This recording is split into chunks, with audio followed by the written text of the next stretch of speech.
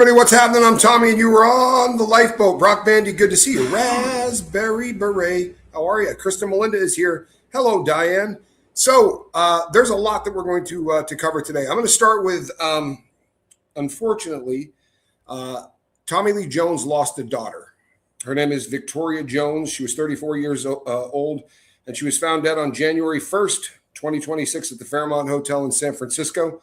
She was discovered unresponsive in the early hours by a guest, and authorities pronounced her dead at the scene. Initial reports are suggesting a suspected drug overdose, with the San Francisco Police Department investigating the circumstances, including a 911 call that described it as an overdose. It's a bummer. Renee, good to see you. I'm a fan of Tommy Lee Jones. My significant other is a huge fan of Tommy Lee Jones. This one just sucks. And why, thank you, Raspberry Beret. I appreciate that. Barbara Wade, glad you're here. This is one of those things that when it happened, every time something like this happens, I feel like a cynic. But my first thought is always, you know what? 34 years old, San Francisco, a hotel. It just kind of screams overdose, which sucks. Sandy Wendy, good to see you. But when the number one cause of death in your country is drug overdose, this is one of the first places that our heads go. And unfortunately, it looks like this is probably the case. Obviously, we have to wait on toxicology reports and whatever, but it was reported as such. And I did a show just recently, hey, Puka Vista, about the Nicolas Maduro situation that recently happened in South America. And you know what? The feedback I got was mostly positive. Lisa, I'm glad you're here. That being said, I also dropped some subscribers, which is fine. The really funny thing is this: I can't win. You know, when the news came out about Rob Reiner, I came out and said, you know what Trump said is absolutely abhorrent. Hello, Debbie. It's just you can't lose. Yeah, well, yeah, thank you, Johnny Scoville. Sounded a lot better. Johnny says you can't lose. That may be better. Here's the deal. I'm going to call him the way I see him. I thought that what he said after Rob and Michelle Reiner's death was just absolutely disgusting. And I will call that out. And people said, I'm gone. You're political now. I'm political as long as I'm not political if I'm agreeing with you. I can say all the politics I want if I'm agreeing with you. If I'm not agreeing with you, then let's go the other direction. I didn't really have time to delve into the Maduro situation the way I would have liked to. This is the situation there. There was a organization that was called, well, in English, it would be called, it was the Cartel of the Sun, right? But what this was a group of individuals very closely associated with the previous ruler of Venezuela, Chavez. You know who that is, Johnny Scoville? The guy from Fast Times at Ridgemont High went and hung out with him. You have cat fuzz. Oh, well, that's awfully kind of you. That's Johnny Scoville cleaning up the Katy Perry fur. Jeff Spicoli went down and was big fans of this guy. However, here's the deal. I'm going to give you both sides of this. I know what happened to Jeff Spicoli. He was the coolest guy on the planet, and now he's just such a strange cat. But anyway, here's the deal. Chicka Cherry Cola, glad you're here. Hey, Roberta.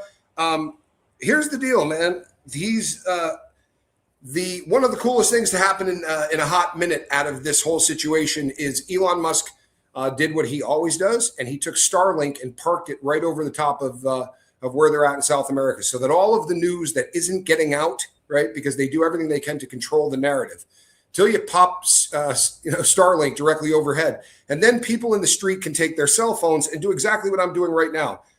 For Jesus, I'm glad that you're here. End time prophecy, welcome, glad you're here. This situation here, now we have the ability to see what's happening, and the people of Venezuela are calling this Independence Day, right? They were wearing MAGA hats. Audrey in Denver, good to see you. Angie Mo, how are you? I'm not here to tout Trump, but I'm very happy that Nicolas Maduro isn't dead. I'm happy that he and his wife, who, by the way, is in a superseding indictment. She was not part of the 2020 indictment. A superseding indictment is a new one that comes out in the feds. Usually you get them after you're already locked up. But since there was already stuff out there on well, it's not my I cut it today cooking up. I was dicing onions, and I may have nicked myself. Really, really sharp knife. I blame Johnny Scoville. He sharpens them, you know. Monk, good to see you. So this organization down there was first time it was indicted was back in 2020. So there's been an open indictment, an arrest warrant out for this cat since 2020. In 2026, the current administration released another, Misal Smokes, glad you're here. Hey, Wendy R. They released another indictment. This was on his wife, Celia. Why? Well, because she seemed to be brokering a lot of the deals between him and some really ugly organizations. One of the things that he is accused of is working with FTOs, right? These are foreign terrorist organizations. They have already been designated as such. It's not something the U.S. came up with. But FARC EP, Segunda, yeah, I know, right? I'm getting out of control. And Tren de Agua. Now, this is a bummer for us because they have a foothold in this country. Tren de Agua is the gang that within Ecuador killed a bunch of people in prison last year. It started out as a prison gang down here and has really sort of grown into something else. They also worked with the Sinaloa cartel and the Cartel de Nueva Generación, or the CDN. They used to be called the Zetas. You guys remember the Zetas? Horrible videos. They like torturing people. They like having it being filmed. They're the group that likes to hang people upside down from bridges without their domes still attached. These are horrifically violent organizations, and Maduro was bankrolling them. Jamie, good to see you. It is estimated he was moving 250 metric tons annually. Jeez. Yeah, right? That's a hell of a lot of blow. And there's a lot being made by people who say that the 250 metric tons of blow a year that was getting pushed into the United States have nothing to do with fentanyl. So if this was really about fentanyl, and they're making it as if, well, fentanyl is a weapon of mass destruction, and this is just like the Iraq War where they really didn't have bombs. But guess what? That was the Republican Party.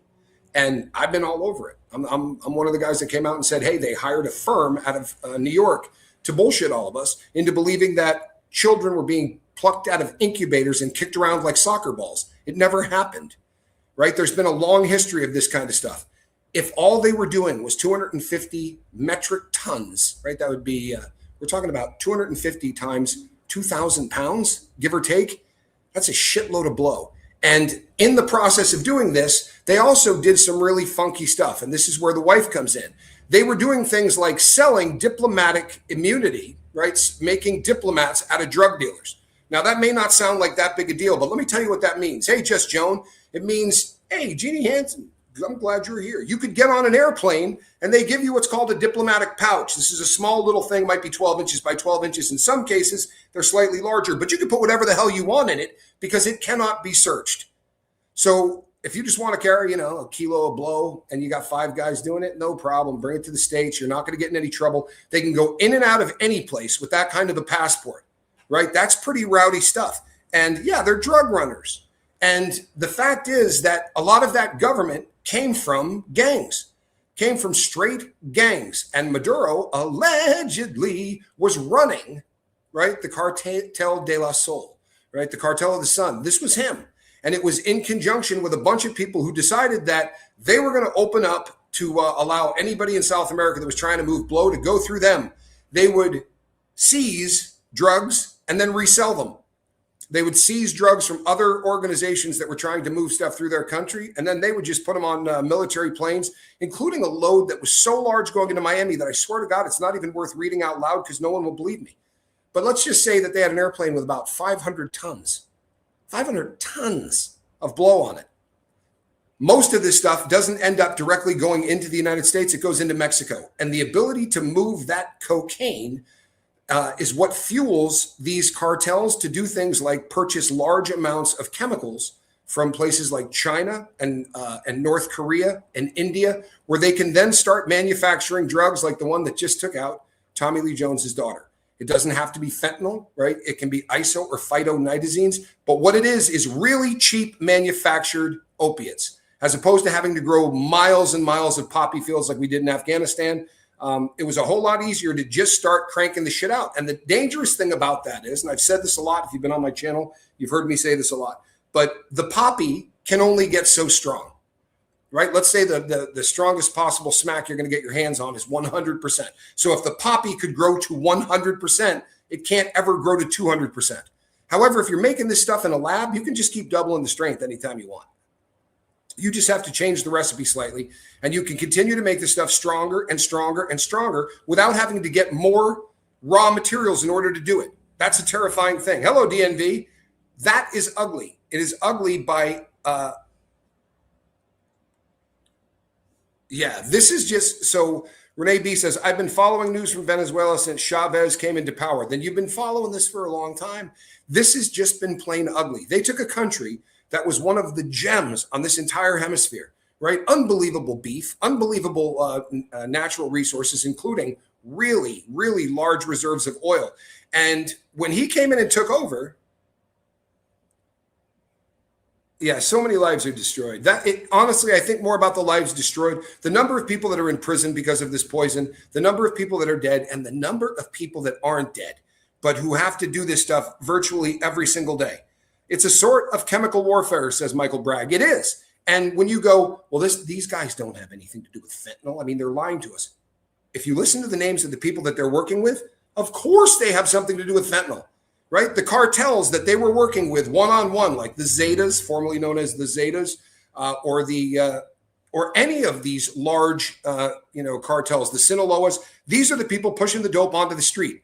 So if you deliver to them cocaine that they can then sell, all of this starts to fund exactly what's going on. And sadly, the last administration allowed them to 5 to 10 times their annual income because they started smuggling people. You see, once we said borders wide open, everybody can come on across, it isn't a matter of people just walking there. I know that that's what people think, but they pay to get there, and they have to pay cartels to do it. This is the worst of all of the crimes, honestly, because if you were a woman and you were on your way to that border, you were getting raped. It's that simple. And you were probably getting raped a lot because some of these people walked thousands of miles under the protection of a cartel, meaning once you got there, they would take you into the United States and you would go to a safe house. I did a show on this once before. Johnny Scoville and I have a friend down here that illegally entered the United States of America this way. And he went to one of these houses. And then what you do is you make phone calls back to the States, back to your country from the States and say, this is how much more money I need to be released from this halfway house. He said the food was unbelievably bad. They would get fed sometimes once every other day. But this is what happened to all of those people seeking the American dream. Says that? Yeah, no, it went from $30,000, right? Before the Biden administration opened up the border the way that they did. You don't have to like this. You don't have to hate me for it either. I call out everybody. But the Biden administration opened the border wide open, and it went from 30 grand to 3. Okay, that's volume. That's all that is. You don't drop the price unless you have so many people that you can. I keep reading about increased crime and drug related in Ecuador. Is there a concern in Salinas? Absolutely none. Nothing has changed here. They're not angry. They're not angry at white folk. And here's the thing within the country of Ecuador: stay out of the drug trade. Like, I'm not trying to sound like an ass. Hello, Heather, but this is really what it's about. The people that are dying, and it doesn't make me happy, right? But the people that are dying aren't dying at universities and churches.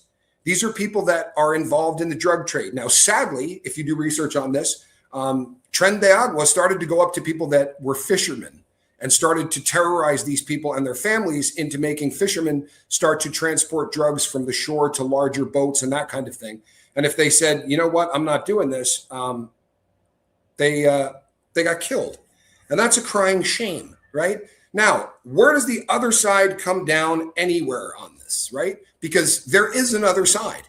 The fact that they took over a lot of leases that belonged to the United States of America. They took oil fields that the United States of America had already. Reese will have to go around Venezuela.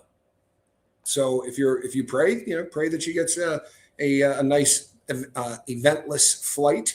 It's going to be a little bit longer for her because they are shutting down the airspace over Venezuela. If you look at where Ecuador is, she would be cruising across it. So she's going to have to do a bit of a detour. More than likely, what they do is just, and I don't know how many of you have spent a lot of time flying. As a public speaker, I flew constantly. And sometimes you would be going from one side of the country to the other, and you would take off an hour late. And you'd be like, son of a, I'm not making any connecting flight or anything else. And the pilot would come on in the voice that they all have, right? And say, oh, I'm sorry, we took off a little bit late, but we're going to be increasing our speed, and we will make up for that during flight. Planes can fly a hell of a lot faster than they do. The reason they don't is because it saves on fuel, and fuel is the biggest cost for that, for that industry. So they tend to fly at a specific mile per hour. They can crank that up though if they want, but the airspace over Ecuador is fine. The people of Ecuador think that what happened, everyone that I've talked to, and I've taken the time to ask a crap load of people. And everyone I talk to says, you know what? If you're a country that is making money primarily off of drugs, then something needs to be done. And I know that this pisses people off, but we are the biggest kid on the playground. If, like someone said yesterday, all of these drugs were going to Europe, right? Man, I'm sure we'd still be pissed, but they're not. These drugs are going into the United States of America, and it is becoming a, yeah, can we get some thoughts and prayers for DNV? Oh, it's for his son? Yeah, can we get some ones for that? I missed that, but Johnny Scoville just mentioned that your son has a tumor on his brain, and we're waiting on a biopsy. Can we get some prayers on that, please? And on a bright note, believe it or not, I know 2 people that had tumors removed from their brain and are as right as rain. One has a problem with smell, but other than that, they live a very, very normal life. Paul McDonald, how are you? Good to see you. Question. How is it known how those poor people that is cheaper and is safer to get a passport? Oh, how is it not known? Well, here's the deal on that.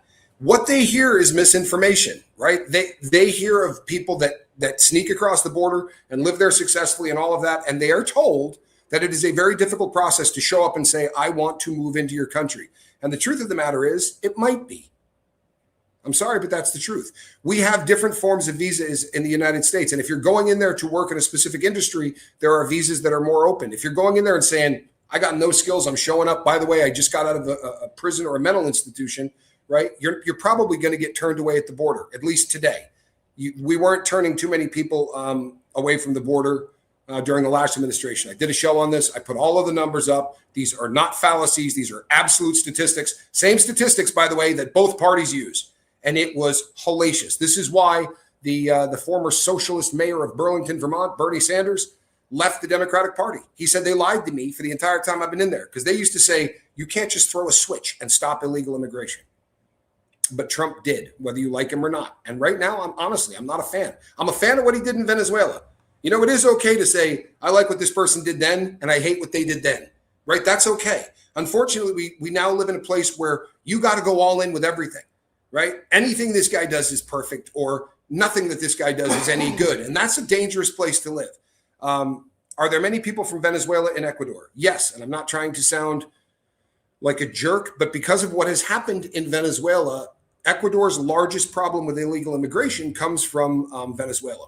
So if you get up near, say, the area where you would be heading out to the Galapagos Islands, that border is shut down very, very tightly because of the amount of people that come across the border from Venezuela that don't want to live there anymore because, keep it real, that you couldn't get toilet paper there. And again, this was such a prosperous place. If you look at Venezuela from 25 or 30 years ago, this was a place to live. This was absolutely gorgeous. And it just goes to show how fast you can absolutely go to hell in a handbasket if the person that takes over your government works for a cartel. If the person that takes over your government is a narco-terrorist, and by the way, this man was a narco-terrorist. You don't have to like how he was captured. I promise, we can disagree on that. However, let it be known that the United States of America gave this dude a list of all of the different ways he could get out of this, right? Leave your country now. Step down and say, I'm going to go somewhere else, and you can live in exile forever. Because if you don't think this cat's sitting on a pile of stolen money, you don't let your country go to hell in a handbasket because it's not paying well.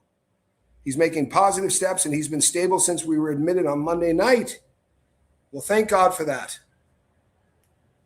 Thank God for that. The charges go back all the way to 1999. Angie Mo, these charges go back to 1999, and by all accounts, 250 metric tons a year of blow ending up on the street in the United States since then. Now, is that blow cut with fentanyl? Probably not before it gets to the United States, but it is getting to a point where there's no reason not to. It is so damn cheap, right, to buy fentanyl. And this is a drug that makes people have to come back. You understand? Because there's a lot of people on the lifeboat who understand drugs, and I get this all the time, right? People will say, why would you mix an upper with a downer? Or why would you mix a painkiller with an upper?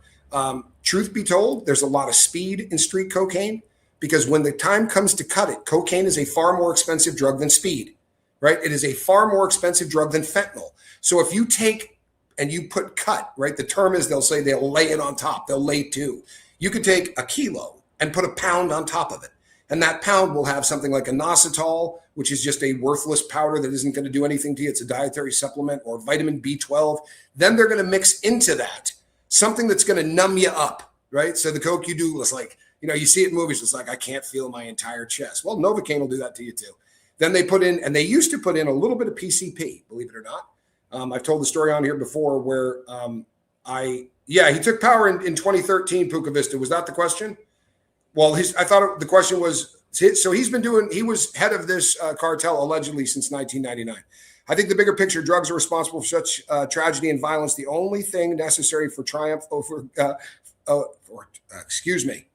the only thing necessary for the triumph of evil is for good men to do nothing. It's an absolutely phenomenal quote.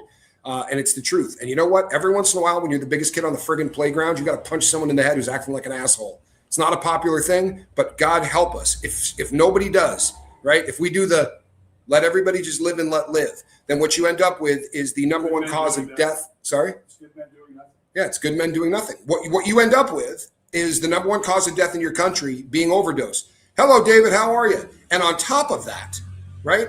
On top of that, we talk about the overdoses. How about the people that aren't going to overdose today? Depending on what statistic you believe, we're going to lose 300 people in America today to overdose, right? That may be the case. It may not be the case. Some are saying it's considerably higher than that. If it's 300,000 a year, then we're losing almost 1,000 a day. Get a look at your neighborhood. When you consider the average home in America has got like 2.5 people in it or whatever, 1,500 homes a day disappearing. Everybody in it gone.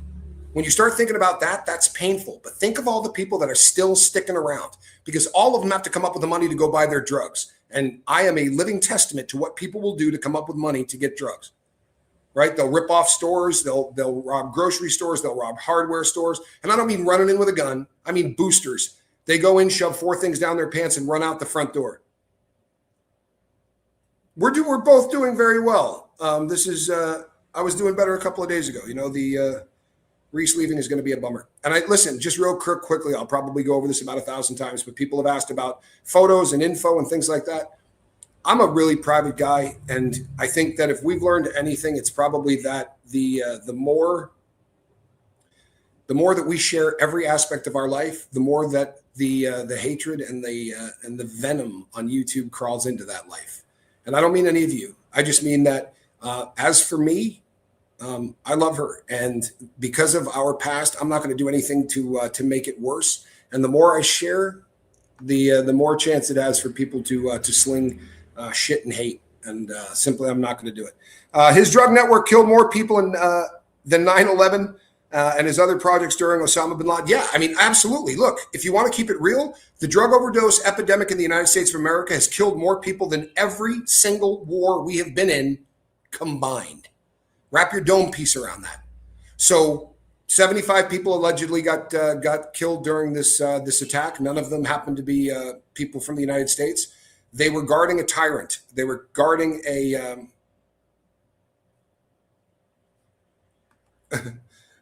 they protest for no kings, and then they support a dictator. Yeah, in fact, the woman that we were fortunate enough to not have as president said, "Hey, welcome to New York." Like this is giddy or fun or whatever. This guy is a criminal, and a criminal at a level. Just imagine if you woke up tomorrow morning, right? And the president of the United States said, "Hey, sorry, you're all in the military now." Maduro told his people and made an announcement that everyone would be conscripted. Everyone. You're 13, hand them a gun. You're 60, hand them a gun. And they're all in there going, what the hell are we doing this for? So that you can sell blow? And I'm not making this up. Go watch the videos from the people that live there, right? Waving American flags and cheering their asses off because this man destroyed their country. They watched it happen. They lived in a place that was prosperous and beautiful and lovely, right? With natural resources that were making everybody money. And as happens very often, I'm not trying to sound like a jackwagon, but we've seen this in other countries constantly. They kick everybody out and they take over the industry that we went in and set up, and they can't run it. They can't get the oil out of the ground.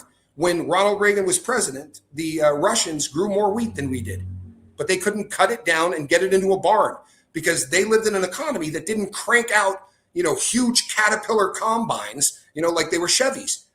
Like it or hate it, America is really good at creating shit fast. And the oil industry is no different. This place had a lot of oil and they were happy as hell to bring in America and their money, knowing full well what they were going to do, right? They were going to kick everybody out. They were going to take it over.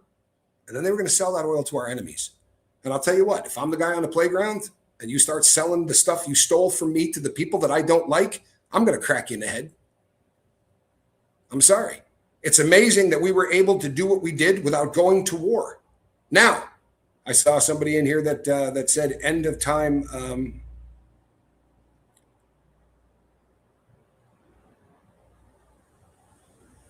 Well, this is always fun.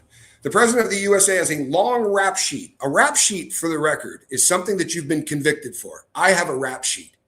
He has been convicted of all of these things. Trump University, by the way, can I tell you stories about Trump University? Trump Casino.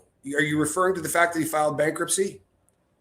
You know, it amazes me, and I'm not being, a buzzkiller, I promise you, but I'm always amazed by the fact that we have laws such as Chapter 11, Chapter 15 to protect people in business so that they can file bankruptcy if the business doesn't work. If you believe that means that they can walk away without paying, that's not what it means. If you just didn't have the bankruptcy mechanism, a judge goes in and says, all right, you owe Tommy Scoble $5,000. You obviously can't pay that. Tommy gets $1,000. You owe Christy, $6,000. She gets $1,100. Whatever the case may be, it is set up, right? It is set up in a way to allow this to happen. Then when people use it, it becomes a political weapon, right? People like to say the guy didn't pay taxes for 10 years. A little due diligence will tell you that if you take a $10 billion loss, they will let you write that off over the course of 10 or 15 years or whatever the case may be. This was a guy that went from a billionaire down to no money and then back. So during those losses, he's allowed to take this stuff forward. And I'm not defending him, but if we're going to be pissed off about things like that, right? These things, there's actual stuff behind this. Here's my problem with all of this.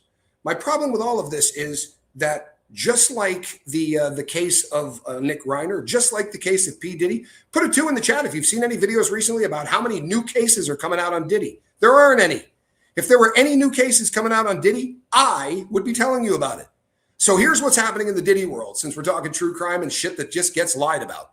Diddy has one thing happening in this month. He has to show up for the first time. It'll be the 26th of January, and he is going to start having to give depositions. He's going to have to start answering crap loads of uncomfortable questions. He's not going to have to leave where he is at.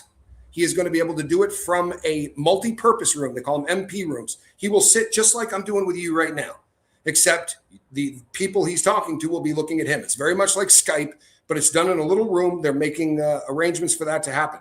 All of the other stuff that they keep talking about is rehashing things I was talking about a year ago. None of them are based in fact. L.A. Reid apparently has a new case. That case has been going for a year, right? A solid year. Diddy's not mentioned in the case. But see, these things trend. So now you've got all these people going, woo, he's in deep trouble. L.A. Reid's now on the hook, and he's talking about Diddy. That's just simply not the case. The 26th of January, correct, Wendy R. Kespo, good to see you. And I will be, Renee B. says, I'm so disappointed they didn't charge him for altered guns. As am I. However, as crazy as this is, Diddy doesn't mean a hill of shit to the federal government. And here's what I mean by that. They don't have a problem prosecuting the dude, right? But if they send the stuff off to have the guns looked at, to have the serial numbers lifted off of it, everybody that they know was murdered with a gun that doesn't have a serial number on it is going to be in front of him.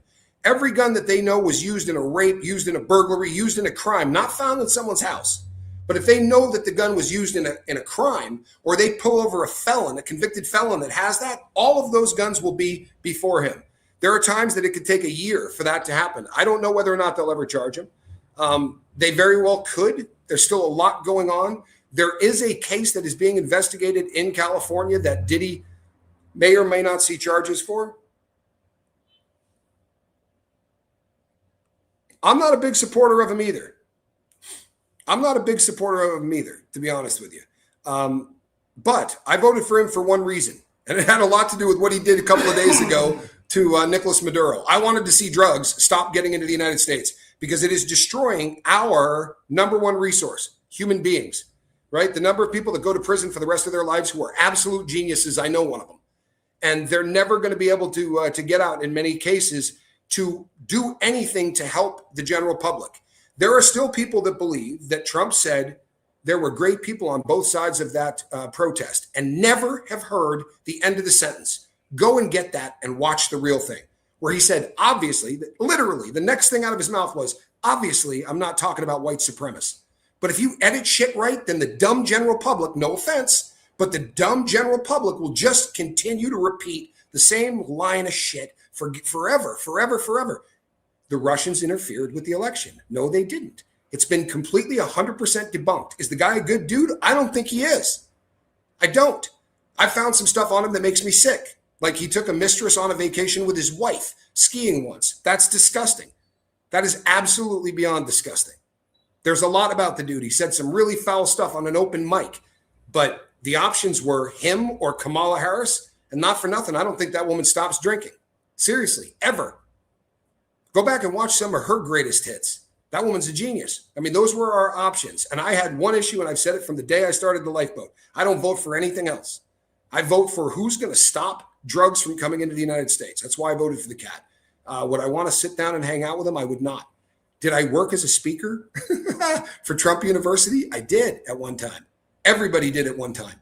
And if you knew the number of rich people that put their name on programs that, honestly, you're just using the brand. It's like the people that bitch at Michael Jordan because some of the clothing line that he signs with, not his own, but some of the clothing line that he signs with was made in a sweatshop in another country. He doesn't freaking know. He put his name on the shirt. Well, that's basically what Trump did with Trump University. I mean, that was basically the extent of it. He put his name on it. 50 Cent and Eminem been calling Diddy fiddler out in their songs forever. Yeah, it's one of those secrets that everybody knew, right? Are there any results? Any truth to 50 and Quincy doing a documentary? Well, his kids are definitely doing a documentary. They're doing it on the Zeus Network. Put a 3 in the chat if you've ever heard of the Deuce Network or Zeus Network. I'm sorry. I said deuce, as in like dropping one. I meant Zeus, as in like the thunderbolt god, Johnny Scoville.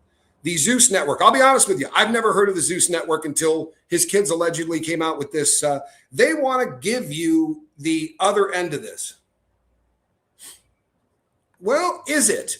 Now, DNV, and I'm not trying to be a jerk, but what we're saying then is for him to go and declare war or do something like that, for the United States government, military, in association with law enforcement, to go get someone who has an open warrant for literally what is tantamount to 1 million deaths, right? To the number of drugs that end up on the street. This man has had an arrest warrant. We will go into any country and get somebody if the arrest warrant is nasty enough. We've been doing it forever. So the reason that he didn't tell Congress whether anybody likes this or not is because every time the Congress hears anything, the other side will go, hey, call CNN and tell them they're doing this, this, and this.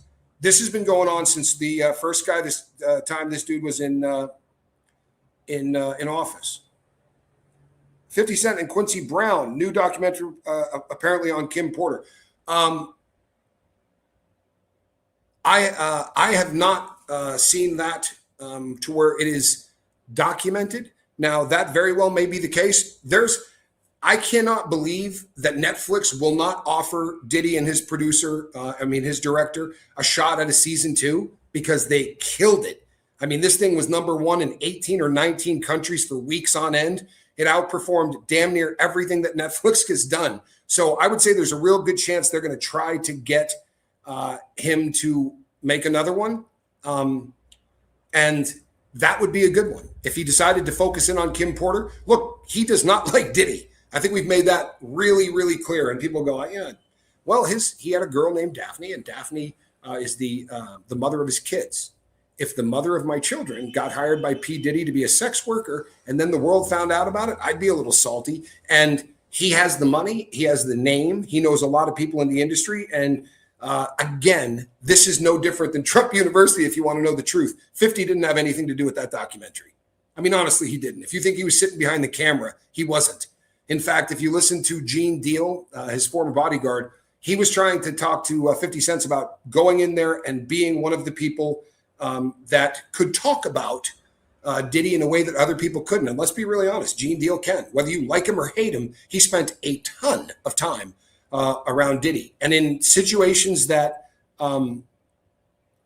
that are a trip, right? You know, him in sex shops buying butt plugs. Like we've heard a lot of the stories that get reported by him, or him walking in on Diddy with men. These are things that would have been great in that documentary. However, and I learned this back in the day, there was probably a time that I could have reached out to Gene Deal. Now, if you want to reach out to Gene Deal, you're going to drop him 25 or 50 grand, right? That's what he wants to go on networks. He might do it for 10 or 15 if you got a hell of a sales pitch. But Gene Deal makes a fortune being Gene Deal, right? He's doing really, really well off of this. And I'm not unhappy at the guy for doing that. I'm not unhappy at any of the people in the Diddyverse who get paid to go around and talk about Diddy. But the problem becomes once you start paying somebody to tell you anything, they become an expert witness, don't they?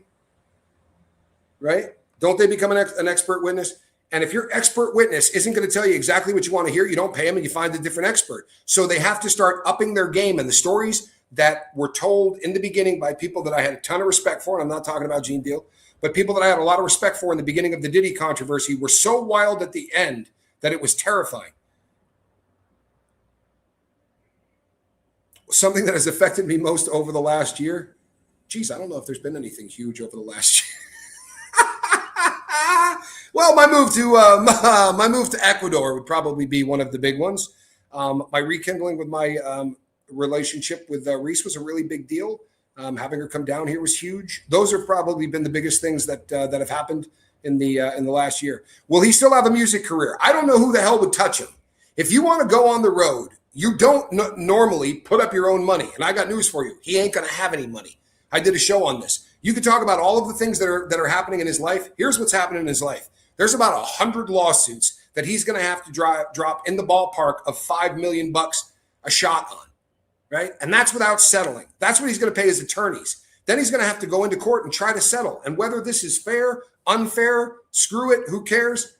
Look at what happens to stars who get accused and still end up winning. Kevin Spacey hasn't lost a case yet, but the whole world calls him a rapist. His career is over. He can't work anywhere. He's having to go to other countries to try to find work. And he just got charged again with new cases in Europe. How do you fight something if it's 20 years old, right? How do you fight something if it's 20 years old? There's a lot going on right now with, what's the name of that cat? We were watching him, talking about him this morning. He was married to Katy Perry. Help me out. Katy Perry. He's a huge influencer. Someone will drop it on me. I missed DSCH. If I missed a good question, put it up there again and put a bunch of Q's in front of it. I do a lot better when people see that. He's not going to have a music career. Russell Brand, thank you. He's not going to have a music career, David. And the reason he's not, in my humble opinion, is a couple of things. Number one, he never really was a guy. He ended up on a lot of other people's albums. He's in the background going, yeah, that's right. He was laying himself over dead people's tracks. He's not what you would call a singer, per se. He was a guy that put together stuff. Part of his release says he cannot manage anyone. What artist is going to jump to go on stage with Diddy? Maybe there's a couple that would still work with him. But to get a huge tour going, you're looking at hundreds of millions of dollars that people are going to lay out. You might want to look at like Beyonce and some of the other tours where people bet the farm. You know who would be even better to look at? J-Lo. J-Lo spent a fortune putting a tour together and can't sell tickets. Some of that is a Diddy hangover. Some of it's just because she's annoying, but some of that is a Diddy hangover. So for Diddy to try to go out and do that, and he's going to have a very difficult time, in my humble opinion, getting his probation officer to say, yeah, you can go anywhere you want. He pillaged people's talent. That's a great way to put it. Holy crap, that's a good way to put it. He made a living off of a lot of other people, right? And then didn't even have the common decency to follow through with his promise of, I'm going to put on the best funeral in history. New York will have never, ever seen a better funeral. And by all accounts, it was a damn good one. I don't know if it was the best Johnny Scoville, but it was a damn good one. And he didn't pay for it. He took the cash out of Mrs. Wallace's earnings because he's a nasty human being. She canceled the tour too, caught lying about her childhood in Bronx. Yeah, she apparently isn't isn't Jenny from the block. She also is, she can't sing and she's always naked. Audrey makes a good point. She can't sing and she doesn't wear a lot of clothing. So Russell Brand is facing a bunch of charges right now in Europe. And I was looking into this. And here's the deal. Russell Brand has acted like a jackass for so long that I think at some point one of these is going to stick. When he was using and he was addicted, he acted like the world's biggest jackass. And he went on shows and said things that were super inappropriate. And there's just a lot of there. Now, I don't know whether or not any of the people that are accusing him are telling you the truth. And I'm not going to do what I used to do and assume that every single woman that says that something happened needs to be believed. You can hate me for that. But you know what? We did that. And a lot of people got burned, right? A bunch of people got burned. There are a lot of people that came out and made accusations that just have absolutely no basis in truth. And we back them like there's no tomorrow, only to find out that the person they accused wasn't in the country when this happened. In fact, the person doing the accusing may have been locked up at the time. But we always do this. We're going to believe them. Here's the problem. Right now in England, they have an 800 number. If he ever did anything to you, you know what an unbelievable temptation that is for people who are dishonest? For real. Let's say you just bumped into the guy once, right? What if you just bumped into the cat once and you know that while you were standing there was nobody around? You asked for an autograph. He gave you one. You stood there for about 5 minutes. That's good enough because you see, he can't prove what you're going to say is a lie. You're going to go into court. There's no forensic evidence. We're talking about charges going back to the 90s. So there's no forensic evidence. The people that are talking are now grown-ups. So if you go in and you cry your ass off and he goes in and goes, man, I never even met this girl. The jury's going to go, do we believe the crying girl or do we believe the arrogant prick that we've seen in movies where he always looks like a jackass? The guy that was into wheelchair sex and the guy that was banging 3 women a day and bragging about it, right? Not great. Jada Pinkett Smith, very interesting with the whole Jada Pinkett Smith thing. I talked about this briefly, I don't know, 10 shows ago. We do a lot of shows. But Megyn Kelly came on and she had a couple of lawyers with her and they mocked the dog crap out of the lawsuit that she's currently facing. And the biggest reason they mocked it is because the guy that's filing it, a guy that calls himself Brother Bilal, I think his name is Bilal Hassan. You know what? I'm just going to go with Brother Bilal. Back me up on that. It's Brother Bilal. That's what he introduces himself as. But this is the guy that said that he watched Will Smith getting murdering. There's murder in there. He walked in and he had him bent over, murdering him. It was murder. It's a very funny. It's a clip on Tasha K. It's hysterically funny. I'm sorry, it is to hear the guy describe it. But she freaked out about this and accused him of lying and allegedly sent like 6 dudes over to either pay him off or threaten the crap out of him. So he filed pro se. If your case has got no merit, you don't get this far. Now there are big time attorneys that are having to answer to this because Brother Bilal's suit sounds pretty tight. And Megyn Kelly said, with all of her guests, we don't even know if this guy knew him. That's patently absurd. This guy has photos of he and Will Smith and Jada Pinkett Smith together for decades. He allegedly has been friends with Will Smith for 40 years, right? Going on 40. What do you think about Meek Mills and Diddy? Abuse or voluntary? Here's the deal. I think a lot of it is abuse. On the Run, good to see you. Thank you. I love this shirt. It's very Ecuadorian. Will Smith is also having challenges. Yeah, look, I don't like Will Smith. I think Will Smith is a dirtbag. But here's the thing with Will Smith. The case that he's being accused of right now is one of the strangest cases I've ever seen in my life. This is the case of a violinist, right, who alleges that somebody broke into his room, left a bottle of AIDS medication, HIV medication, and a note saying that they would be back. And this has traumatized him so much because the only people that could have done it were the people that he worked for. So he's suing Will Smith et al., right? Will Smith and all the people that had anything to do with the tour. It just seems like with everything else that's going on, right? Like Bashir Gray, that would be an interesting lawsuit, right? These are people that have accused Will Smith and his family of doing some really rank stuff. But this, I don't know, man. This to me just seems like if it's not a money grab, it's the strangest case I've ever seen. And just finishing up really quickly with Russell Brand, we saw what happens when you put up an 800 number and say, hey, did he touch you? And you get thousands upon thousands of phone calls from people that claim that it happened. Diddy's a scumbag. Russell Brand might be. But how do you defend yourself on a 35-year-old case when there are clusters of them coming at you at once? Because just like any of the other actors who beat these lawsuits, you're going to go broke proving you didn't do it. You're going to go out of business paying the attorneys. And if you walk away and they say, nope, you didn't do it, they don't make you whole again. They don't say, well, let me fix your reputation, right? Let me do what we can to make your reputation better. Let me give you back the $30 million you just blew on cases and lawsuits, only to find out that they can't prove beyond a reasonable doubt that you did it. That's a bummer. Linda Reynolds just won a defamation case in Australia, which went ahead despite jurisdiction and proof that seemed to not align with her. You know, I wish I knew more about that case because I can't speak to it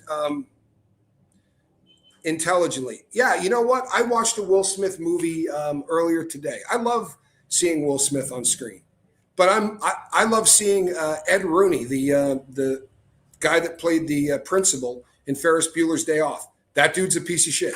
That dude did some really effed up stuff, taking pictures of naked kids. He's a bad guy. I can separate the character from the actor. Robert De Niro, not a big fan, but I can watch Goodfellas, and he does a hell of a job, right? He really does. He plays Mickey Conway beautifully. He is short. He wears those big elevator things. I saw a great clip of him walking across a parking lot, and it kind of looked like he was on stilts. Not talking tall here, bro. I mean, this guy's got. He really needs those elevators. Worse than Wes Watson. What's that? The older he gets, the tougher he gets. That's true. The older he gets, the more rugged he gets. Great acting, though, right? I agree with you. He's an incredible actor. Do you think when you're a heroin addict, you are incapacitated and horrible acts occur? Well, here's the thing about heroin. Heroin addicts come in a lot of varieties, right? So as an example, there are people that like to see how close they can get to overdosing every single time they shoot. Think Sid Vicious, right? Or these people that literally, the guy from Stone Temple Pilots, the guys that literally just keep overdosing, one right after the other. It isn't always accidental. It's guys that love getting that close. They love nodding the hell out and waking up with a needle in their arm. Then there are heroin addicts that don't do that much heroin. And it doesn't mean that they're not doing a lot of it, but over the course of 20 or 30 years, I did mountains of heroin. I never overdosed. I wasn't one of those guys. So I was not incapacitated, but there are a lot of people that are. If you nod out, right? If you go out, you could absolutely have things happen to you that you don't want to happen to you. And it does happen to women and whatnot. According to Google, he's 5'9". GM 56379 says he's not acting. He's being the asshole he is. I'm sorry, but I like that. Not an extenuating circumstance for crime. Absolutely not. It is not an extenuating circumstance for crime. Now, neither is anything else. And what I mean by that is, if you go back and look at what happened over the course of this dude's life, not only was he doing heroin, he was a vicious alcoholic, right? By his own admission. This guy drank like a freaking fish. So if by some chance you wanted to use a substance as an excuse for I don't remember, the best one you could use would probably be alcohol or something like, any benzodiazepine, in heavy doses, or a barbiturate, which you can still get outside the United States, but not so much here anymore. Things like Seconal, Tuinal, methaqualone, which is all but eradicated from the planet, but Quaaludes, those kind of things made people black out. The problem with that, sorry? Boy,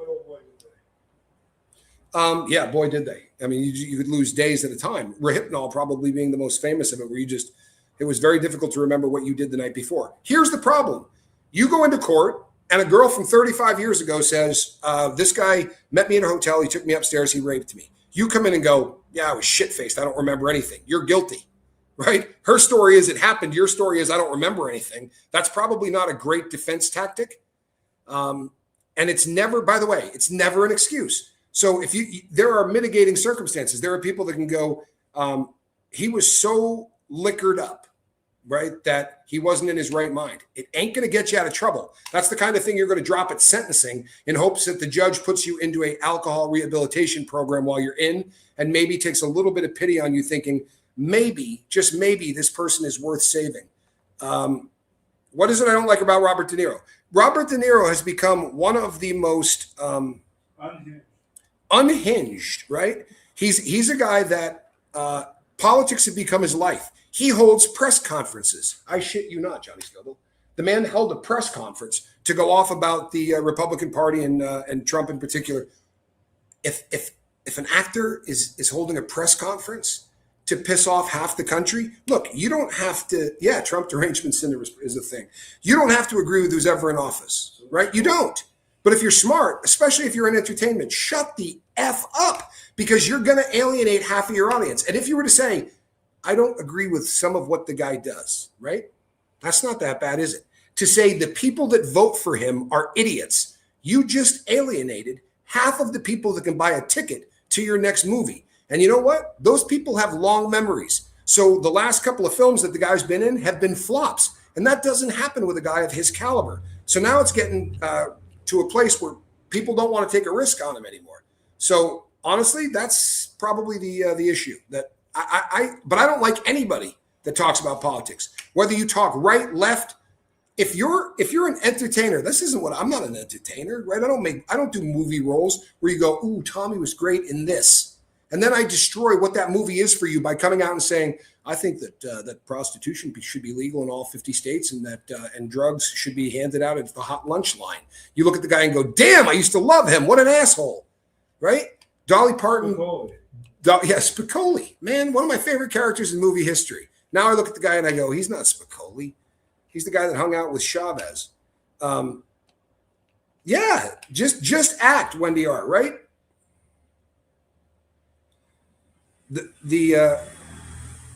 Just wanted to mention how much better the sound is. Well, I'm really happy to hear that. You know what? It was funny. Reese pointed out to me that this was really going on, that there was this clicking sound. I'm like, no, there isn't. You don't hear it on the boat. And then she pulled it up, and sure as hell. Ambien does make people do very, very unusual things. I've told stories about it on here before. I had a very, very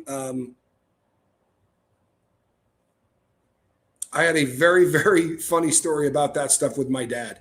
I came home. My mom had called me and said, you need to come over here now. And I said, what's going on? She said, I think your dad's having a stroke. We got to get him to the hospital. I was like, shit. I drove over there as fast as I could. And when I got there, his face wasn't drooping. Like there weren't any signs of traditional stroke. And I go, what makes you say that? She goes, just go talk to him. And I walked up and said, hey, how you doing, Chief? He said, good. Listen, I have a bunch of turbans and handguns in the hamper. And I was like, yeah, turbans and handguns in the dryer. I said, I'm sorry, what? He's like, yeah, handguns and turbans in the dryer. I said, well, I'll be sure to get them out. And I started laughing at my mom. Goes, it's not funny. And I said, Dad, did you take anything tonight? He goes, I took 2 of those stupid sleeping pills, but they don't do anything.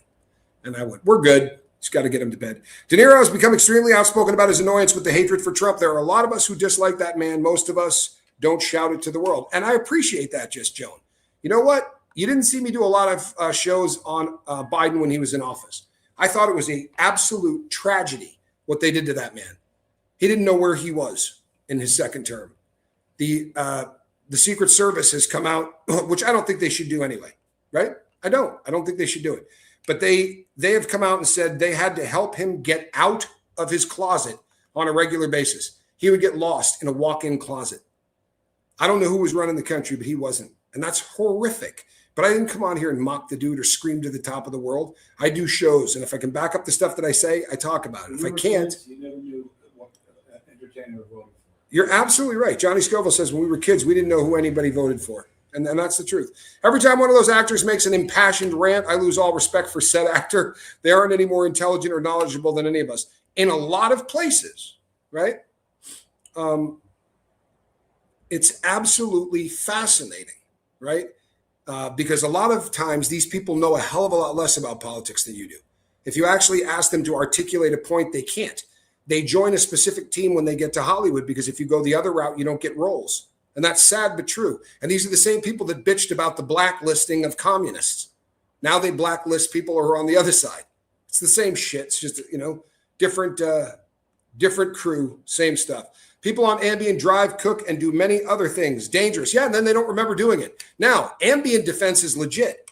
Not if you kill somebody, right? If you took the drug voluntarily, The fact that the drug made you kill someone ain't going to do anything for you in court. I promise. That's not a defense. If somebody shoved it down your throat and you didn't know what you were doing, or you got dosed with something, you got a shot. People eat too while on Ambien. They were gaining weight. Yeah, well, sleeping pills in general tend to have that effect on people. Free speech, constitutional right, people. Although I think the USA has one of the weakest positions these days. No, come on. Who has the United States put in jail for free speech? Free speech doesn't mean that the company that you work for can't fire you for saying something they don't agree with. That's not free speech. The free speech, right? What the free speech in the United States means is that you have an opportunity to say, I hate Charlie Kirk. I'm glad somebody shot him in the head. I think that's the greatest thing in the world. And your boss can go, you're a dick, you're fired. That doesn't mean you didn't have free speech. Free speech doesn't stop you from getting punched in the face. It stops you from getting arrested for what you said. Say again? Consequences remain. Consequences remain. Exercise the hell out of your free speech. It's totally cool. There's nothing wrong with Michael Cohen didn't go to jail. For the love of Christ. Michael Cohen went to jail for free speech. I'm sorry. That's not a solid statement. It really isn't. Julian Assange didn't go to jail for free speech. He didn't. It's not what he went to jail for. In fact, what he did was he went inside the Ecuadorian embassy where he hung out for 7 years, 8 years? Someone can look at that up for me. Now, we're not putting people in jail for free speech. The funniest shit in the whole world to me is that there was an anti-Kings rally in Washington, D.C. saying free speech was dead. The fact that there was a rally called that in Washington, D.C. without those people being arrested proved that free speech isn't dead. I'm sorry, but if you break the law, Cohen did. He did. If anything, his free speech got him less of a sentence. Come on, read that case. Read that case. And I'm not being a jerk, but read that one. If I'm eating, I want to remember and enjoy it. One more reason not to take any of that. Yeah, honestly, that's just, it really is. That one's tough. Free speech means, and 90% of the time, right, fascists, the first thing that a fascist does when they take over government, because they love to call them that, anytime a fascist takes over, the first thing they do is they get rid of all the guns, always, and then they get rid of free speech. If you come out and say, I don't agree with you're going to jail, right, and they're going to leave you in there for any kind of time.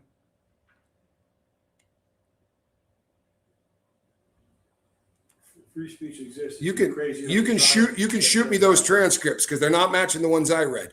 We put somebody in jail for free speech. It's not happening in the United States. You can take that stance if you want. These people get charged with crimes. That's like saying that anybody that is an enemy of the United States of America, right, who we put in jail, we can say Maduro was being put in jail for exercising free speech. He talked about Trump. Trump didn't like it. That's why he went in there and got him. He also moved 250, right, metric tons of blow a year into the United States. The law that protects free speech, the First Amendment, says that no law shall be passed that prohibits what you can say. If you broke the effing law, you're going to jail. It doesn't matter that you talk bad about somebody. There are laws that you broke, right? Look at the number of people from the first Trump administration who went to jail for crimes that no one has been prosecuted for in the United States of America ever. I'm not kidding you. These are laws that have never been used, that we used to put some good people in jail for nothing. But they still broke a law. It may be a bullshit twisting of that law, right? And I didn't agree with any of it. But if any administration was doing it, it was the previous one. You can look it up. They went after went after people. This is what Michael Cohen was convicted of. Yeah. 5 counts of tax evasion. 5 counts of tax evasion. 1 count of making false statements to a financial institution. 1 count of making false statements to a financial institution. 2 counts of campaign finance violation. 2 counts of campaign finance violation. To me, that's not about free speech. Those are laws that were broken. I'm sorry, but that is the truth. And what Julian Assange was accused of, hey, wasn't the Trump administration that went after the guy, first of all. But what he was accused of was rape. Whether you believe it or not, that's one of those situations that doesn't sound free speech related. If you believe they created that case to shut the man up, they didn't do a very good job, right? They didn't.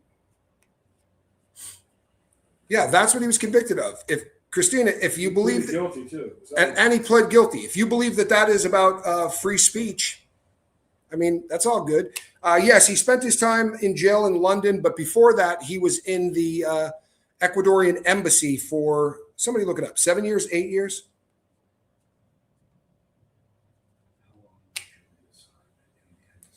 Hey, Sierra Terry, good to see you. But he did spend, and he did a lot of damage to the Ecuadorian embassy. You hear Ecuadorians talk about it a lot. Apparently, he played soccer in the room there. 7 years. 7 years. I knew I was close. He spent 7 years in an embassy without leaving. Tell you what, man, you got to tip your hat to pimping. That's a long time. That's like being in prison, man. Like, you might have had better access to an internet, but that's just like being in prison. Except the food. The Ecuadorian food's fantastic, isn't it? I mean, we have really good food here. Do you think we need to prepare for all eventualities? Never a bad idea. Yeah, I mean, I don't know that. Here's my problem with preparing for eventualities. I was in business when Y2K came around, and I knew a lot of guys that made a lot of money as public speakers, going around the world and preaching doomsday stuff and selling people massive amounts of food. And in some cases, those people were also buying tens of thousands of rounds of ammunition and weapons, because when the clock struck midnight, all the computers were going to go, "Wah!" and everything was just going to hit the fan, right? I think you can go overboard. I think it's a really great idea to have some food put up. I think it's a fairly decent idea to have a plan B. I bought myself a pretty decent fishing pole.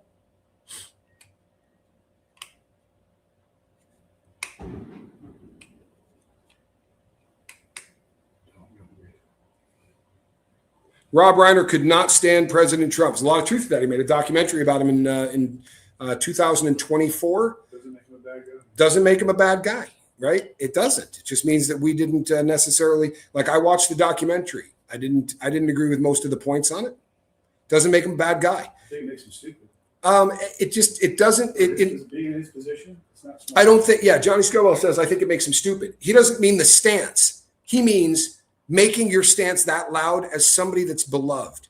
Because towards the end of the guy's life, he really he alienated a lot of his audience, and that's sad. I don't give a crap. Every one of the movies he made, I don't think of them any different because of the things that he said. I don't. Honest to God. But however, the stuff that does get that people say he said, he didn't. Like when the assassination attempt happened, there are a lot of people that are reporting and doing videos on how Rob Reiner said he wished that the guy was a better shot. That never happened. It was never said. It was never attributed to him. But people run with it. And if you just keep doing it, people start believing it. At least it shows bipartisanship. Well, you know what? Say what you will. Right wing, left wing, same bird, right? I think there's only one party.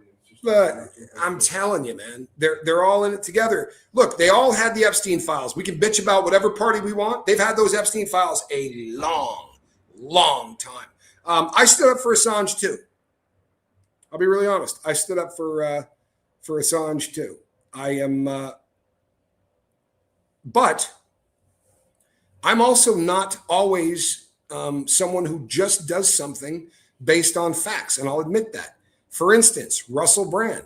I think Russell Brand acted like a dick and said so many stupid things over the course of his long-ass career and had so many things on film that just should have never been said. And it's going to make it very hard for him to defend himself. That said, I love what he does on sobriety. And it's like getting kicked in the crotch because I think he's done an incredible amount for sobriety. There are a lot of people today that are sober because of stuff that he's done. Some of his videos and some of the stuff that he did talking specifically about sobriety is nothing less than friggin' magic. So it's a bummer to me to see this happen. And I just think about all of these people that go in there and, well, he's accused of more rapes. A lot of people can't stand him, Heather. A lot of people dislike him. And there's a lot of reason to. I'll be honest. There's a lot of reasons to dislike this guy, especially if you watch any of the old videos of him. But Kevin Spacey beat all of his charges. He doesn't have a pot to piss in. He can't get a job. He lost the best gig he ever had, and they fired him before anybody proved anything. That's a bummer, right? But that's the world we live in. The person that does the accusing doesn't have to pay for their attorney because they're suing on a contingency basis. So they sue for $30 million. The lawyer's going to take 20. They got nothing to lose, right? Diddy, like him or hate him, has got 100 cases, and they're going to be coming in clusters. These first couple are dripping in. The rest of them are coming in clusters. And this fool is going to have to come up with ludicrous amounts of cash like this for the entire time he's in. He has no money coming in. He's got a shite pile of money coming out. And his mom just got sued as well, right? That is legit. She's being sued for running someone out of the industry and stealing 25% of their stake in Bad Boy. There is just nothing good happening in that man's life. All of it, here's the story you'll hear that something good is happening. 3 very prominent law professors have come out and said that they feel like Rune Subramanian, the judge in this, gave too long a sentence. Yeah, Danny Masterson, I've done a bunch on him, Jamie Cotton. If you want to go back and look, I've done a lot of Danny Masterson stuff. I was at his sentencing. I met the survivors, I like calling them victims, but I met the survivors of his assaults. That's a case I know a lot about. He's looking at 30 some odd years. He's, by all accounts, he's doing very, very difficult time right now. He's miserable. Hey, congratulations on your engagement again. This is Will. People, if you haven't hit subscribe to Will, you should. Does a lot of really cool content. That's a kind thing to say. He says a lot of people are sober because of me. I appreciate that, my brother. I really do. That's a kind thing to say. And I appreciate the support. You are sober because of you. Everyone who gets sober, they do it on their own, I promise you. Help from the Lord. But people can talk to you all day. But if you're not ready to get sober, you don't. So the people who go, I tried as hard as I could. Yeah, you did. And if it didn't work, there was nothing. You didn't miss saying the magic thing. You can't say the wrong thing to the right person, and you can't say the right thing to the wrong person. If they're not ready to quit, doesn't matter how damn good a speaker you are or how much you know about drugs, it ain't going to happen. Trust me. I had a lot of really, really competent people try to help me. I just wasn't ready. Do you think it's convenient that Russell Brand became a Christian? I try not to be cynical. Well, yeah, if you put that to critical thinking, you can say, does seem kind of convenient, doesn't it? Hey, I love Kevin Spacey. I really do. And as of this moment, he hasn't been convicted of anything. Kitty litter fund, boy, you cannot go without that. But on the flip side of that, it's just as easy to say this. There's never been a time on planet Earth where Christians are more persecuted than they are right now, right? There have been crucifixions in the last 2 years. You can look it up. I'm not making this up.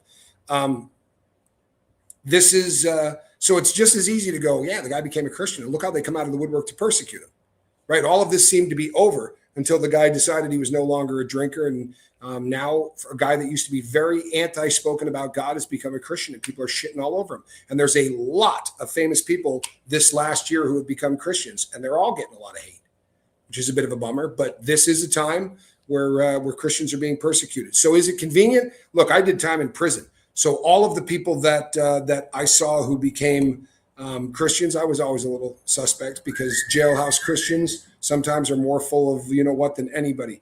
Rue, thank you so much. You know, every time Rue puts that up, I get nervous, though, because Reese wants a little dog like that. And I mean, she really wants a little dog like that. And she'll probably end up talking to me into it at some point. However, maybe God spoke to Russell Brand. I can't say he's not a Christian. That's between him and God. I will tell you this. There are 2 things I'm never going to do. I won't tell you you're a drug addict or you're not a drug addict, and I sure as hell will not tell you you're a Christian or you're not. The people that love to say how much they're Christian sometimes freak me out. It bothers me to hear that Jared Fogle is doing good in prison along with his pedophile buddies. I know a guy that knocked him. Thank you again, Rue, for the support, and Squirrel thanks you. I know a guy that knocked him smooth unconscious. For real. I know a guy that knocked him so hard in the head that he went unconscious. He may have finally ended up in a place where he was surrounded by some people that weren't killing him, but he was doing a really hard time. One of my friends fled, came by boat to Australia via detention. His priest was hung in a public square in Iran. Oh my God, that's terrifying. But it's happening. Christians are being prosecuted. I've heard a lot of drug deals happen in prison chapel. A lot. Yeah. The chapel, the library, because here's what happens. let's say you live in unit 1 and I live in unit 6. We're not talking unless we happen to be going to yard at the same time, and that's hit or miss, right? But if there's a Christian service or there's a Muslim service or there's a satanic service or any of the religions that they have, and you know what's happening at 7:00, you can say to your guy, "Hey, go to chapel at 7:00. I'll meet you there." And then they go down and do their drug deal. The law library is the same way. The rec yard, where you indoor rec yard where you ride bikes or lift weights or do whatever they have on that particular yard. But you can these are absolutely places where drug deals take place. It's not that, it's just anywhere where they can congregate. A lot of drug deals happen at laundry. A lot of drug deals happen at the chow hall because multiple units will be there at the same time. Visitation is where most of it comes in, right? But all of these opportunities for inmates to come together, there's going to be dirt getting done. And it's not just going to be drugs. It's going to be booze, drugs, fights, exchanging knives, making knives for people and selling them. All of those things, because you're locked in a unit with about 128 other guys. You know what I mean? Do you have a proud moment other than your kids, wife, and sobriety? Yeah, the rehab center down here is one of the I don't know. I've never felt anything in the rehab community that is more pure. It's a place where look, I'm not trying to preach to anybody, but if you're a person that believes in God, then that place would get your attention because the stuff that happens there are daily miracles. No, I've never done a show on Jared Fogle, but I will. I promise you, he's going to be a fun guy to talk about. He's the guy that used to do the Subway commercials where he'd say, I was this big, and then I got down to this big, and I did it just eating Subway. At the same time, apparently he was spending a lot of time looking at child sexual exploitative material. CSAM. Can't say child porn. They demonetize you. Just like that. It won't push you out either. Got to say CSAM, not child porn. But he got caught with a bunch of that stuff that you shouldn't have on your phone. Images of prepubescent kids and such. And then he actually showed up in a hotel room to try to do some stuff with some people, and he got busted in the process. So it was a nasty case. You know what, Just Joan, you can't blame yourself for this. You can't. When all you see of somebody is the image that they're trying to portray, you're never going to see the person behind the mask. You're not. If Jared Fogle had to go live every day for a couple of years, you might start going, ooh, something ain't right with this dude.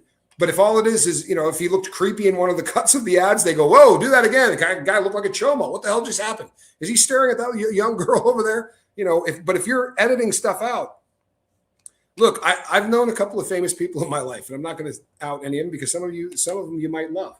But I worked with a charity that had about 50 really famous people in it. And a couple of them were, for lack of a better way to put it, as dumb as a box of rocks.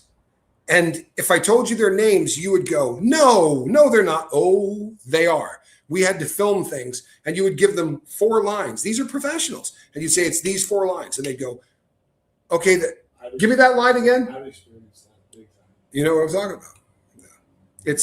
It's depressing sometimes when you see people that you think are geniuses, especially since the only time you see them is at times when they're being perfect. When is the next pizza party? Did the guys get leftovers? Audrey, have you not heard this? So as we discussed the day that everyone was helping out with that, we thought pizzas had 8 slices in them. Mario's Pizza in Salinas, Ecuador. Shout out to Mario's, best pie on the peninsula. Comes with 12 slices. So we went in there and bought 20 pizzas. So when we first got there, we put 3 on everybody's plate, and it was hysterically funny. 3 slices on everyone's plate, because once they started eating, it was silence. I mean, silence. And as everyone was finishing up, just happy guys, Johnny walked around with 2 more slices for everybody. And then they started laughing and giggling and telling jokes and smacking each other. And when it was all said and done, there were 3 pies left. And nobody. One more round of 2 slices too. Yeah, and we had done a 3rd round, and some people couldn't participate in the 3rd round, man. There's that one guy stacking 4 on top of each other. You ever seen me eat pizza like that? Remember that dude? Say it again? Stacked 4 slices on top of each other. Yes, it really is. You know what, Renee B? I'm going to do a show on this. I'm absolutely going to do a show on this. I don't care anymore. I don't live up there. I will do a show that will blow your mind, and it's a frightening look. It isn't exactly what you would call a violation of free speech, but here was a guy that knew way too much, and they just locked his ass up because it was very inconvenient if he stayed on the street. It was ugly. It was disgusting, and it's ugly stuff. I will do a show on that, I promise. My pizzas will be cut into 11 slices, says D Canuck. Hey, I'm assuming that would be a Canadian. All of our friends are Canadian. Met a guy that just came down last week. In fact, he flew in with Reese, and really a great guy. I'll let Reese tell the story because she'll tell it better. But he's one of those cats that talks very much like if you went down to Central Casting and said, "Get me a Canadian that talks like the," oh yeah, you know, that he's fantastic. He's a great guy. I really enjoy him. And he came in and he goes, "Hey, I've seen you and your brother on those little videos you do." You're on your little channels there. On your little channels there on YouTube. Great guy, man. Salt of the earth. Loved him. Canadians are awesome, man. They really are. I'm not joking. All of our friends here are Canadian, with one or two exceptions who are American, and the rest would be Ecuadorian. But of the gringos we hang out with, 9 out of 10 of them are Canadians, and they're all really great guys. All right, people, I'm gonna call this one a night. I've got some important business I got to do before I go to bed. But we will your little videos, yeah, your little channels, your little videos. But I will be going live tomorrow night. Actually, I'll be going live tomorrow probably twice. I got some catching up to do. I got like 6. I'm 6 subjects behind.